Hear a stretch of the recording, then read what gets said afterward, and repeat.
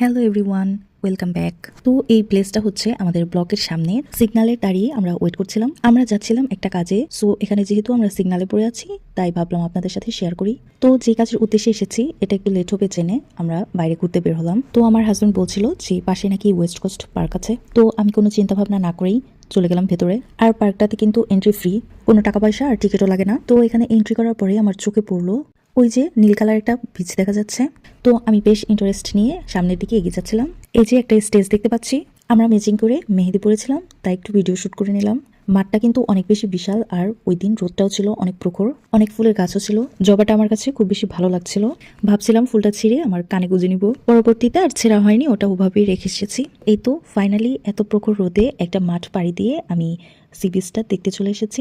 বিশাল সাইজের শিপ দেখতে পাচ্ছিলাম, আর এই যে কার্গো শিপটা এখান থেকে স্টার্ট নিয়েছে। সামনে একটা সিঙ্গাপুরিয়ান দেখছিলাম বসে দিয়ে মাছ ধরছে। তো তার সাথে গিয়ে একটু গালগপ্প করে আসলাম। আমাকে বললো যে প্রায় নাকি উনি এখানে মাছ মারতে আসে।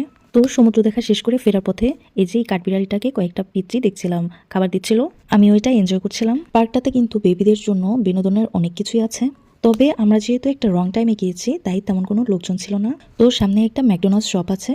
আমার হাজবেন্ড বলছিল যে আমরা ম্যাকডোনাল্ডস গিয়ে কিছু একটা খাই। প্রচন্ড গরমও লাগছিল, বাইরে কিন্তু অনেক বেশি রোদ। দেন এই যে আমার হাজবেন্ড ফুডকার্ট থেকে অর্ডার করছিল আর আমাকে বলছিল আমি কি কি খেতে চাই। নর্মালি ম্যাকডোনাল্ডস আমার অনেক বেশি পছন্দের, আর এভরিডে কিছু না কিছু খাওয়াই হচ্ছে। তো দুজনের পছন্দ অনুযায়ী burger, French fry, ice cream, chicken এগুলো অর্ডার করা হয়েছে। আমি আবার এখান থেকেই দেখছিলাম যে কোন প্লেসটাতে বসা যায়। তো টেবিল নাম্বারটা নিয়ে নিলাম আর কার্ডেও পেমেন্ট করা হয়ে গেছে। হাজবেন্ড চেয়েছিল এরকম খোলামেলা ওয়েদারে খাওয়ার জন্য, তবে প্রচন্ড গরম থাকা এসি রুমে চলে যাই। তবে এই বাইরের পরিবেশটা কিন্তু অনেক বেশি সুন্দর। তো আমরা টেবিল চুজ করতে করতে আমাদের খাবারগুলো চলে এসেছে। সস আনতে ভুলে গিয়েছিলাম, তাই আমার হাজবেন্ড উঠে গিয়ে সস এনে দিল। কারি সসটা তো অনেক অনেক মজা। পরক্ষণেই আমার হাজবেন্ড মিলিয়ে দেখছিল যে আমাদের আইটেমগুলো কম হয়ে গেছে, আমাদের ভুলে আরও সার্ভ করা হয়নি, পরবর্তীতে আরও এনে দেওয়া হয়েছে।